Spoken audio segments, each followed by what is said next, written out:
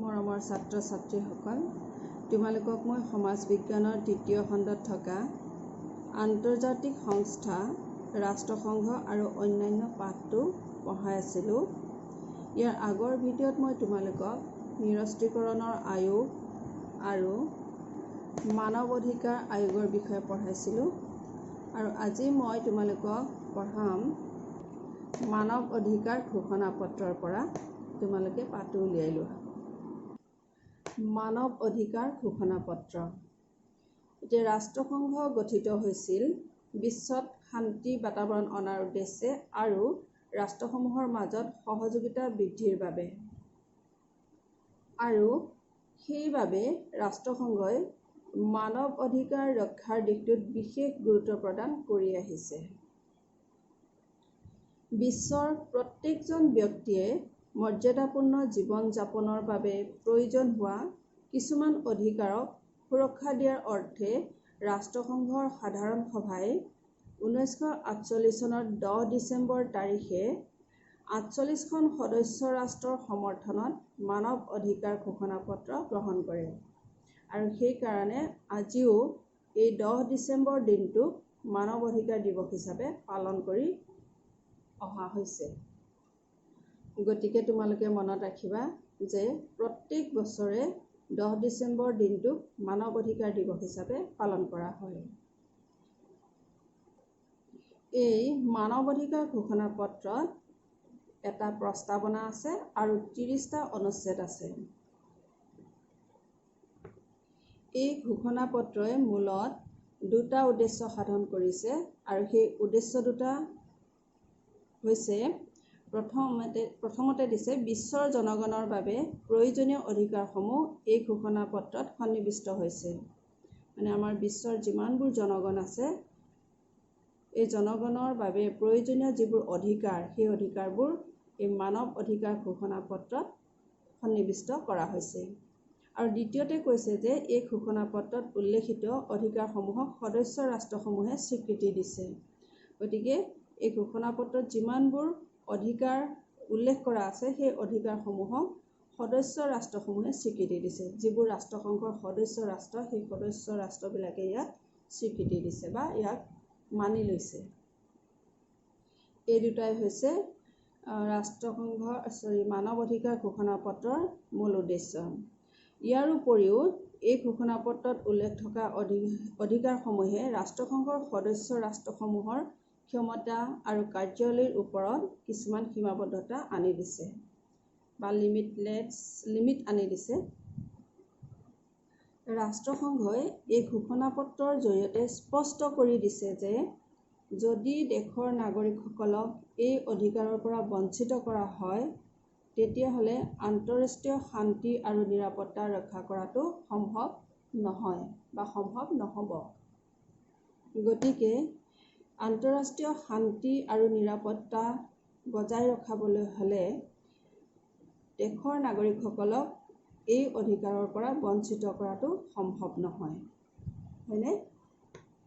এই মানৱ অধিকাৰ ঘোষণা পত্ৰ এনেধৰণৰ কোনো চুক্তি নহয় যিয়ে সদস্য ৰাষ্ট্ৰসমূহক এই ঘোষণা পত্ৰক মানিবলৈ বাধ্যবাধকতাৰ মাজলৈ আনিব। তথাপি কিন্তু সদস্য ৰাষ্ট্ৰসমূহৰ সদিচ্ছাৰ ওপৰত ভিত্তি কৰিয়েই এই ঘোষণা পত্ৰই বিশ্বৰ মানৱ সমাজক সৰ্বদিশৰ ব্যক্তিত্ব বিকাশৰ সুবিধা দিছে। অৰ্থাৎ বিশ্বত শান্তি কেতিয়া থাকিব, যেতিয়া দেশৰ নাগৰিকসকল শোষিত নহ'ব, নিষ্পেষিত নহ'ব। যদি কোনো অধিকাৰেই নাথাকে এখন দেশৰ নাগৰিকসকলক, তেতিয়া আন্তঃৰাষ্ট্ৰীয় শান্তি বজাই ৰখাটো সম্ভৱ নহয়। আৰু সেইকাৰণেই আন্তঃৰাষ্ট্ৰীয় মানৱ অধিকাৰ আয়োগ গঠন কৰা হৈছে, যাতে গোটেই বিশ্বতে শান্তি সম্প্ৰীতি অটুট থাকে। ঠিক আছে? তোমালোকে এইখিনি বুজি পাইছা চাগে, হয়নে? এতিয়া আহিছোঁ আমি ৰাষ্ট্ৰীয় মানৱ অধিকাৰ আয়োগ, ভাৰতবৰ্ষ। ভাৰতবৰ্ষৰ ৰাষ্ট্ৰীয় মানৱ অধিকাৰ আয়োগৰ বিষয়ে ইয়াত উল্লেখ আছে। কি উল্লেখ আছে আমি পঢ়িলে গম পাম। 1966 চনত ৰাষ্ট্ৰসংঘৰ সাধাৰণ সভাই এটা প্ৰস্তাৱ গ্ৰহণ কৰি সদস্য ৰাষ্ট্ৰবিলাকত মানৱ অধিকাৰ আয়োগ গঠনৰ বাবে ৰাষ্ট্ৰসমূহৰ পৰা পৰামৰ্শ বিচাৰিছিল। হয়নে? সাধাৰণ সভাই কাৰ পৰা পৰামৰ্শ বিচাৰিছিলে? মানৱ অধিকাৰ আয়োগ গঠনৰ বাবে সদস্য ৰাষ্ট্ৰবিলাকৰ পৰা এটা পৰামৰ্শ বিচাৰিছিল। আৰু 1970 চনত ৰাষ্ট্ৰসংঘৰ মানৱ অধিকাৰ আয়োগে সদস্য ৰাষ্ট্ৰসমূহত মানৱ অধিকাৰ আয়োগ গঠনৰ বিষয়টোত গুৰুত্ব দি বিষয়টো সদস্য ৰাষ্ট্ৰসমূহলৈ আগবঢ়াই দিলে। 1993 চনৰ জুন মাহত ভিয়েনাত অনুষ্ঠিত হোৱা মানৱ অধিকাৰ সম্পৰ্কীয় অধিৱেশনত ৰাষ্ট্ৰসংঘৰ প্ৰত্যেক সদস্য ৰাষ্ট্ৰত একোটা মানৱ অধিকাৰ আয়োগ গঠনৰ ওপৰত পুনৰ গুৰুত্ব প্ৰদান কৰা হয় আৰু সেই মৰ্মে মানৱ অধিকাৰ সুৰক্ষিত কৰাৰ স্বাৰ্থতে ৰাষ্ট্ৰসমূহত এনেধৰণৰ আয়োগ গঠন কৰা হয়। মানে কি মানৱ অধিকাৰ আয়োগ গঠন কৰা হ'ল। গতিকে ৰাষ্ট্ৰসংঘৰ প্ৰত্যেক সদস্য ৰাষ্ট্ৰই মানৱ অধিকাৰ সুৰক্ষাৰ বাবে ৰাষ্ট্ৰসমূহত একোখনকৈ মানৱ অধিকাৰ আয়োগ গঠন কৰা হয়। গতিকে সেই মৰ্মে আমাৰ ভাৰতবৰ্ষতো মানৱ অধিকাৰ আয়োগ গঠন কৰা হয়। আমাৰ ভাৰতবৰ্ষত ৰাষ্ট্ৰপতিয়ে 1993 চনৰ 28 ছেপ্টেম্বৰ তাৰিখে এখন অধ্যাদেশ জাৰি কৰে।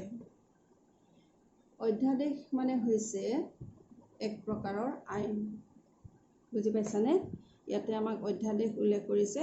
অধ্যাদেশ মানে হৈছে এক প্ৰকাৰৰ আইন আৰু ইয়াক ৰাষ্ট্ৰপতিয়েহে জাৰি কৰিব পাৰে। গতিকে ৰাষ্ট্ৰপতিয়ে জাৰি কৰা অধ্যাদেশ মৰ্মে 1993 চনৰ 12 অক্টোবৰ তাৰিখে ৰাষ্ট্ৰীয় মানৱ অধিকাৰ আয়োগ গঠন কৰা হয় আৰু এই বছৰৰে 18 ডিচেম্বৰত আগৰ অধ্যাদেশৰ ঠাইত সংসদত এখন বিধেয়ক উত্থাপিত হয়। এতিয়া ইয়াতে আমাক বিধেয়ক উল্লেখ কৰিছে। বিধেয়ক মানে হৈছে এখন বিল। এতিয়া যেতিয়া কোনো এটা নতুন নিয়ম বা ৰুল বনাবলগীয়া হয় তেতিয়া আমাৰ ৰাষ্ট্ৰৰ ৰাজ্যসভা আৰু লোকসভাত এখন বিল উত্থাপন কৰা হয়। যদি সেই বিলখন ৰাজ্যসভা আৰু লোকসভাত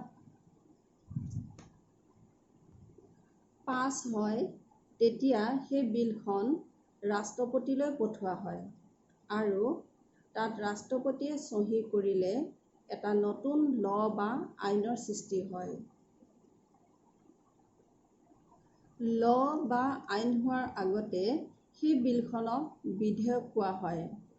যেতিয়া তাত ৰাষ্ট্ৰপতি চাইন হ'ব, মানে লোকসভা আৰু ৰাজ্যসভাৰ পৰা পাছ হৈ যোৱাৰ পাছত তাত যেতিয়া ৰাষ্ট্ৰপতি চাইন হ'ব তেতিয়া সেই বিলখনক আইনৰূপে স্বীকৃতি দিয়া হয় বা আইনৰূপে সি স্বীকৃতি পায়। এতিয়া 1993 চনৰ 12 অক্টোবৰ তাৰিখে ৰাষ্ট্ৰীয় মানৱ অধিকাৰ আয়োগ গঠন কৰা হয় আৰু সেই বছৰৰে অৰ্থাৎ 1993 চনৰ 18 ডিচেম্বৰত সংসদত এখন বিধেয়ক হিচাপে উত্থাপন কৰা হয়। অৰ্থাৎ ৰাষ্ট্ৰপতিয়ে যিখন অধ্যাদেশ হিচাপে জাৰি কৰিছিল সেই অধ্যাদেশখনকে সংসদত এখন বিধেয়ক হিচাপে উত্থাপন কৰা হয়। এই বিধেয়কখন 1996 চনৰ 8 জানুৱাৰী তাৰিখে ৰাষ্ট্ৰপতিৰ অনুমোদন লাভ কৰে। মানে তাত ৰাষ্ট্ৰপতিৰ চাইন হয় আৰু ল বা আইনত পৰিণত হয়। অৰ্থাৎ লোকসভা আৰু ৰাজ্যসভাত এই বিধেয়কখন পাছ হয় আৰু তাত ৰাষ্ট্ৰপতিৰ চহী লাভ কৰি আইনত পৰিণত হয়। ইয়াকে বা এই আইনখনকে মানৱ অধিকাৰ সুৰক্ষা আইন 1993 নামেৰে জনা যায় আৰু এই আইনমতে ৰাজ্যবিলাকতো ৰাজ্যিক মানৱ অধিকাৰ আয়োগ গঠন কৰা হয়। ৰাষ্ট্ৰীয় মানৱ অধিকাৰ আয়োগৰ সভাপতিজন উচ্চতম ন্যায়ালয়ৰ প্ৰাক্তন মুখ্য ন্যায়াধীশ হ'ব লাগিব। এই সদস্যসকলৰ ভিতৰত ইয়াতে আমাক উল্লেখ কৰিছে, প্ৰথমতে এজন সদস্য উচ্চতম ন্যায়ালয়ৰ ন্যায়াধীশ অথবা প্ৰাক্তন ন্যায়াধীশ। এনেধৰণৰ ব্যক্তিয়েহে উচ্চতম ন্যায়ালয়ৰ সদস্য হ'ব পাৰে। আৰু দ্বিতীয়তে কৈছে এজন সদস্য কোনো উচ্চ ন্যায়ালয়ৰ মুখ্য ন্যায়াধীশ অথবা প্ৰাক্তন মুখ্য ন্যায়াধীশ হ'ব লাগিব। আৰু তৃতীয়তে দিছে দুজন সদস্য মানৱ অধিকাৰ সম্পৰ্কীয় জ্ঞান আৰু অভিজ্ঞতা থকা ব্যক্তি হ'ব লাগিব। গতিকে এনেকুৱা ধৰণৰ ব্যক্তিকহে উচ্চতম ন্যায়ালয়ৰ সদস্য হিচাপে ধৰা হয়। ইয়াৰ উপৰিও ৰাষ্ট্ৰীয় সংখ্যালঘু আয়োগৰ সভাপতি, অনুসূচিত জাতি আৰু জনজাতিৰ ৰাষ্ট্ৰীয় আয়োগৰ সভাপতি আৰু ৰাষ্ট্ৰীয় মহিলা আয়োগৰ সভাপতিও আয়োগৰ সদস্য পদত থাকিব। এই সকলোবিলাক সদস্যকে ভাৰতৰ ৰাষ্ট্ৰপতিয়ে 5 বছৰৰ বাবে নিযুক্তি দিয়ে। গতিকে তেওঁলোকৰ কাৰ্যকাল হৈছে 5 বছৰ। এইখিনিলৈকে তোমালোকে নিশ্চয় বুজি পাইছা। এতিয়া আহিছোঁ আমি অন্যান্য গুৰুত্বপূৰ্ণ আন্তৰ্জাতিক অনুষ্ঠানসমূহ। ৰাষ্ট্ৰসংঘৰ উপৰি বৰ্তমান বিশ্বত থকা কেইটামান গুৰুত্বপূৰ্ণ আন্তৰ্জাতিক অনুষ্ঠানৰ নাম আমাক ইয়াতে উল্লেখ কৰিছে। এইকেইটা তোমালোকে পঢ়িবা। এই আন্তৰ্জাতিক অনুষ্ঠানকেইটাৰ নাম ইয়াতে আমাৰ 1, 2, 3 কৈ 11 নম্বৰলৈকে দিয়া আছে। তোমালোকে মুখ্য কাৰ্যালয় সহ এই অনুষ্ঠানকেইটাৰ নাম পঢ়িবা আৰু মুখস্থও কৰিবা। মৰমৰ ছাত্ৰ ছাত্ৰীসকল, আজিৰ পাঠদান মই ইমানতে সমাপ্ত কৰিছোঁ। আশা ৰাখিছোঁ তোমালোকে আজিৰ পাঠদানখিনি ভালদৰে বুজি পাইছা। নমস্কাৰ।